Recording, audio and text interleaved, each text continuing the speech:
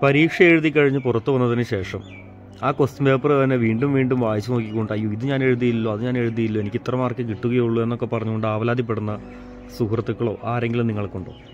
ഉണ്ടെങ്കിൽ ഇത് അവർക്കൊന്ന് അയച്ചു കൊടുക്കണം. വേറൊന്നും കൊണ്ടല്ല, ഈ സ്വഭാവം നമ്മൾ ആദ്യം മാറ്റണം. എന്താണെന്നറിയോ, കഴിഞ്ഞു പോയ കാലങ്ങളെക്കുറിച്ച് ഓർത്ത് വേവലാതിപ്പെടുന്നതാണ് ഇന്നത്തെ കാലഘട്ടത്തിൽ മനുഷ്യർ ചെയ്യുന്ന ഏറ്റവും വലിയ തോൽവി.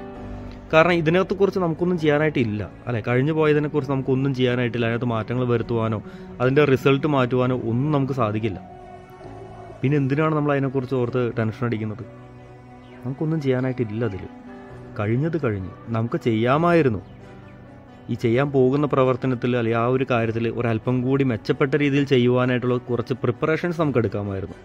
അത് ചെയ്യാത്തിടത്തോളം കാലം നമുക്കിനി അതിനകത്ത് ഒന്നും ചെയ്യാനായിട്ടില്ല. ഇനി ചെയ്യാനുള്ളൊരു കാര്യം എന്ന് പറഞ്ഞാൽ വരാനിരിക്കുന്ന കാര്യത്തെക്കുറിച്ച് ഓർത്ത് ശുഭാപ്തി വിശ്വാസത്തോടു കൂടി മുന്നോട്ടേക്ക് പോവുക എന്നുള്ളതാണ്. അതിനപ്പുറത്തേക്ക് നമുക്കിനി ഒന്നും ചെയ്യാനായിട്ടില്ല.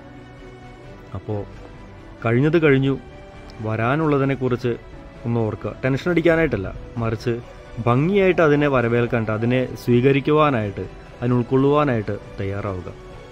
അവിടെയാണ് ജീവിതം മുന്നോട്ടേക്ക് പോകുള്ളൂ. കാരണം മനുഷ്യൻ്റെ ജീവിതം എന്ന് പറയുന്നത് എപ്പോഴും ഒരു പ്രതീക്ഷയിലാണല്ലോ.